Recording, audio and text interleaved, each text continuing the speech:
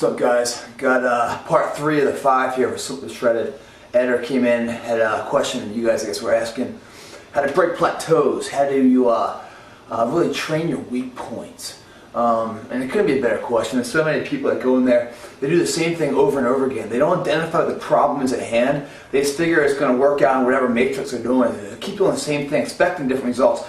Do you guys realize that the definition of psychotic behavior is doing the same entire thing over and over again, expecting different results? It doesn't work that way, guys. If you want different results, you got to do something different type of action, different plan of attack to achieve those goals. Otherwise, you're going to end up with the same bowl of shit every single time, unless you guys change it. How do you change it? You have to be smarter than that. You can't be just a gym rat, a meathead going, no, it's going to lift, it's going to grow. No, it's not going to grow for you. Until you're smart, you know how your body's working, then you can apply what you've learned to a physical state to grow that and transform yourself. And not only transforming your body, guys, you're transforming your mindset. That you can overcome something. You get the confidence and the mental toughness to achieve something, not just in the gym, but every theater of life.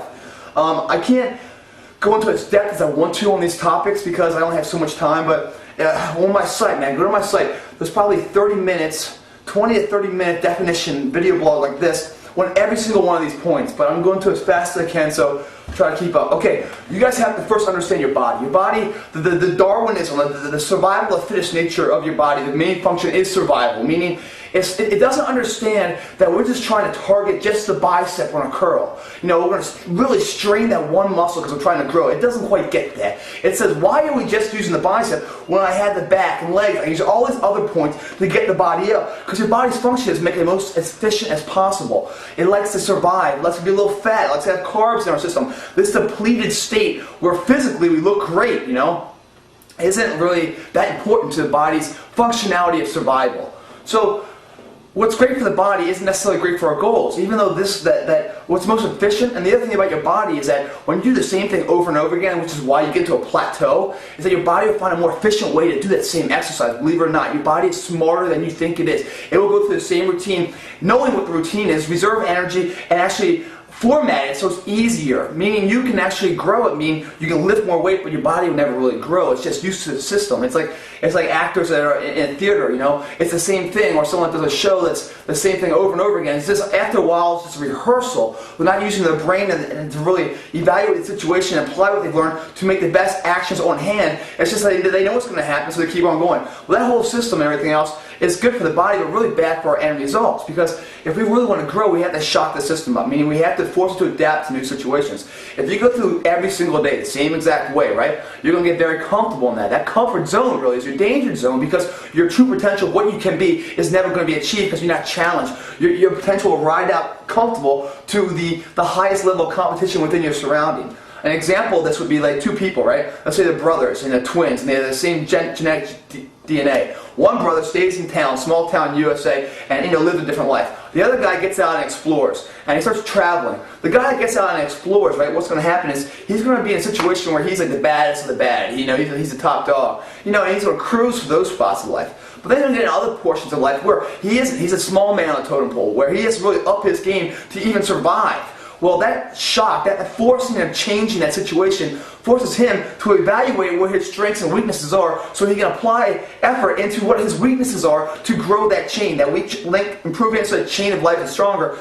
That's what's going to happen. Even though both brothers have the genetic capability of achieving both, the guy who's traveling is going to be more closer to reaching his full potential than the person who's sitting at home, because the person at home is only going to be challenged by his immediate surroundings. So therefore his potential will only rise up to a level by the competing potential. Where the guy that's traveling, the potential's all over the place. So, I mean, the challenge is, so he has to grow and reach in his max potential, not the max potential of the environment, his max individual potential. Same thing with working out, guys. If you do the same thing over and over again, your body will figure a more efficient way of doing that same workout. That's good for the body, bad for our end results. In order to grow, guys, you've got to shock the system. Putting your system, like that guy who's traveling, into situations it's not ready for. Your body does not like that. So your body will then, when you sleep, which is so imperative, and rest, your body will grow it stronger, so it doesn't have to go through that pain and adversity. It learns from it. It says, all right, let's get going. Unless you apply stress onto your muscles and force them to adapt to new situations, they will not grow. There's no need for them to grow because nothing is forcing them to say, wake the fuck up and grow. Or go through this pain every single day. Your body will get stronger because it doesn't want to go through the pain. But unless you put yourself in that situation, your body will plateau off physically. Obviously, when you go to the gym and you start something new, you see results and you start coming at scale, right? You're like, this is great. Everything's going really well. Well, you keep doing that same thing, thinking, I'll just keep on getting stronger. No, you won't. Your body is smarter than it. Catch up to it, and it'll start making it easier for you. So therefore, you'll start plateauing off. This curve will start flattening out. How do we prevent that? This is the plateau of life. Shocking the system up. You've got to change the workout. Every single time I work out, I do a different workout every single time. And I never do repetitive same workouts. Meaning, and it's very easy, guys, to change this thing up. It's not this big like scientific equation here. If you're doing buys, or let's say you're doing chest. Everything let's do chest here.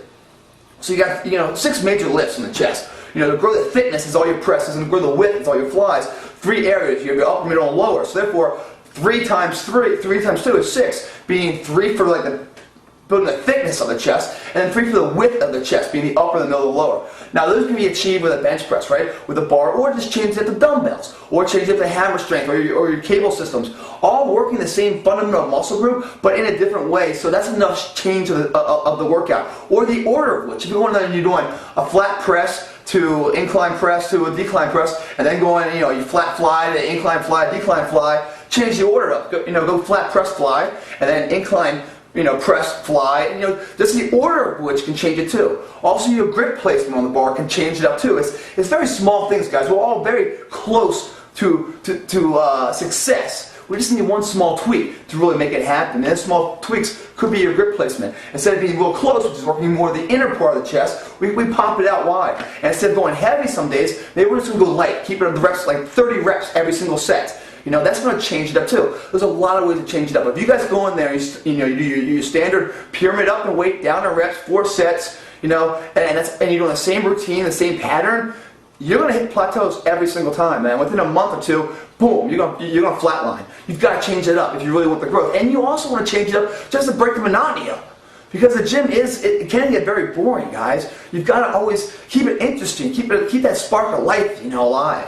Alright, so you gotta change the workout. So the other thing you gotta do, guys, you gotta check your fucking pride at the door. Your pride is your worst friend. It's your enemy in the gym. Why is that? Because these motherfuckers are in the gym and they're just screaming their ass off, and they come in there with like sunglasses and they have all these outfits on. They're not in it to win it, man. They're in it for they're trying to fill some void because they have a real small dick, or their confidence is shot to shit, or something's lacking in their life. So they're coming there trying to find some attention and find some to fill that fucking void. Instead of going there for the purpose. The real champions, they go in there, they're silent professionals, man. Silent success. They don't go in there, they're not boastful. They go in there and they do the shit. The other problem with going there and being a jackass and screaming your ass off and everything else is that you're throwing too much fucking weight around. Most of the guys are doing that. They're trying to impress some third party there. Like the world isn't tough enough, like working out and transforming yourself isn't hard enough. Now we're going to take our energy, which should all be into our individual, tunnel vision of success. We're going to open up our peripheral vision and start trying to impress these people. Like they have anything to do with our success. But somehow we're going to give them that power?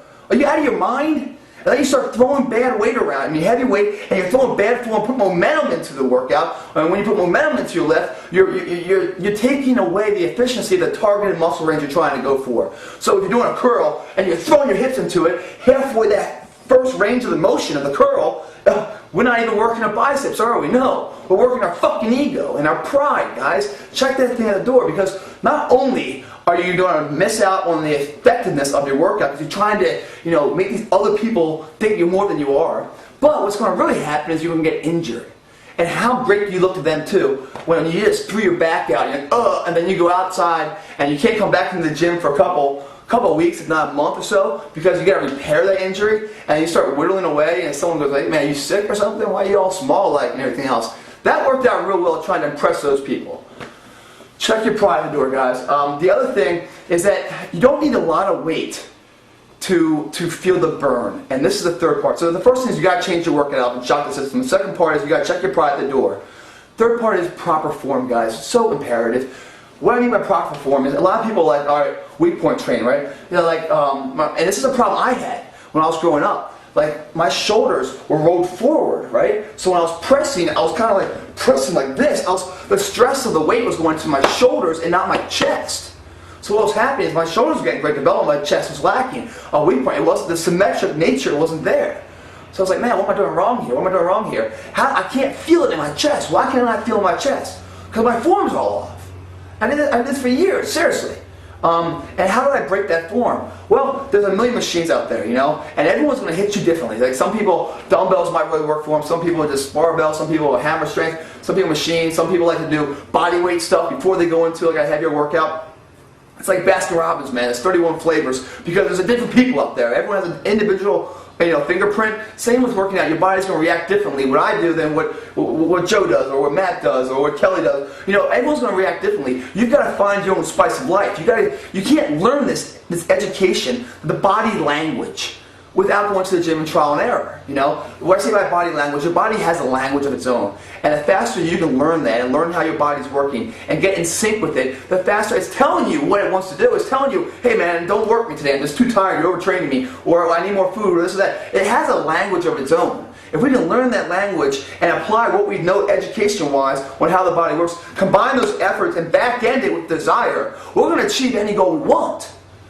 But these guys, so what I say by proper form is that if you're not feeling the muscle burning, if you don't feel that pump, then you're not working it, man. You're really not working it. And you guys like, oh, I'll just put more weight on it, and I'll start throwing this stuff up. And the whole time you're just growing more and more of the problem. You know, that out of proportion look. You know, that weak point training is only weak because you're not hitting it. You know, that's why it's weak, because you're not hitting it as much as the other portions of our body.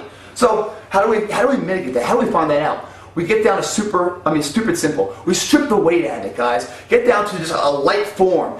And maybe on a bench press, just grab the fucking bar if that's what it is. Or maybe put some quarters on there, whatever it is. And just do it slow. I'm talking about 4 seconds down, hold it for a second, 5, 6 seconds of the way up, whatever it may be. And until you feel that muscle. And if you're not feeling that muscle working, then continue to do it at no weight, really, until you start feeling that muscle working. Then you know you're doing the right form to a target. Then once you get that muscle memory down, then you can throw more weight on there. For me, I was rolling my shoulders forward, so I wasn't hitting my chest. It wasn't until I took the weight down, man, and really rocked my shoulders back, put my chest forward, did I really feel my chest starting to work. And once I had that, and I learned that muscle memory, rocking it back, and really put my chest forward on that, then did I see the results. Also, and I know this sounds weird, but you got to think about the muscle. If you're mentally thinking about the muscle, like if I'm trying to chest, and I'm thinking as I'm lifting, I'm thinking about the chest, the contractions of it, your body is just so magnificent and so magical. It'll work it harder, and you'll feel it better. So strip the weight, guys, and get down to like a really light form until you can feel the exact exercise of the muscle you're trying to train. And if it's not on that weight, then try hammer strength, try dumbbells, try some push pulls, opposite motions where you're doing like do some back and then go into the chest.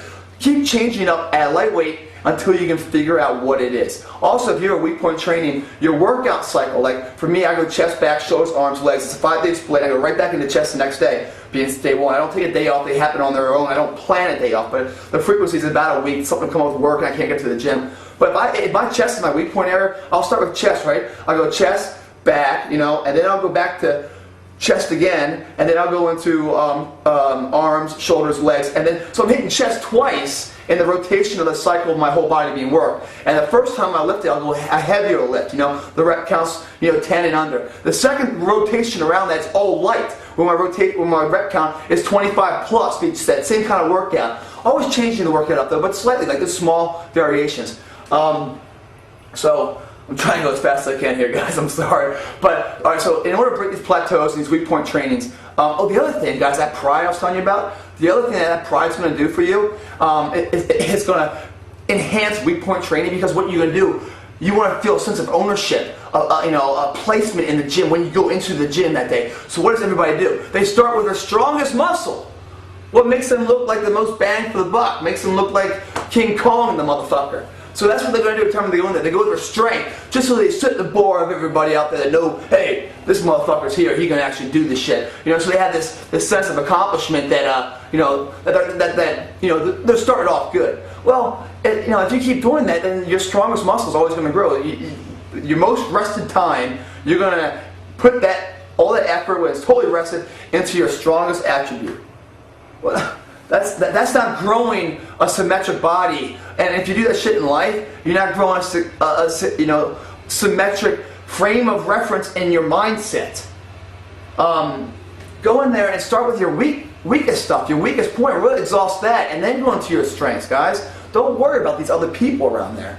So to break it down real fast, guys, and again, it's a lot more on my site, Plitt.com, but so breaking plateaus and weak point training. 1, check your pride at the door. You're checking your pride at the door will eliminate the swinging and then the heavy weight that you shouldn't be lifting anyway. You won't be trying to impress other people, and you can get down the proper form.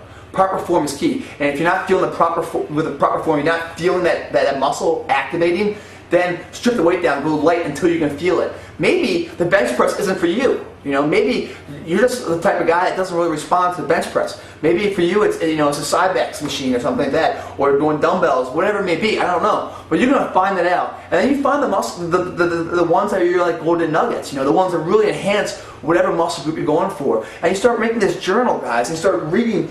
So then when you hit the plateau again, you can back research to see where you've been and know how to get out of this again. Because it's going to come again, guys. The plateaus are always going to come. And you got to keep changing it up. Okay, so checking your private door, proper form, changing your workouts up. Every single time you go to the gym, there always should be a change of workout. And that workout can also change by doing 2 body parts a day, or doing some cardio before you start to lift. I wouldn't recommend doing cardio after your workout ever. That could be another blog for you guys. That's on my site though. But and then the last thing would be. I don't know, whatever I said, but another thing you can also do is do body weight stuff. Like go in there to your workout before you even hit the weights. Do all body weight stuff. Dips, push-ups, pull-ups, whatever body weight exercise is tailored to the muscle group you're trying to train that day, and then go into that workout and see what happens. Great Plitt, help you stay fit, man. Thanks for watching. Simply Shredded Part 3. We got 2 more coming to you. I think we'll bring another one up this weekend, and another one following next week for the 5. So. Keep watching, keep checking in. I'm out.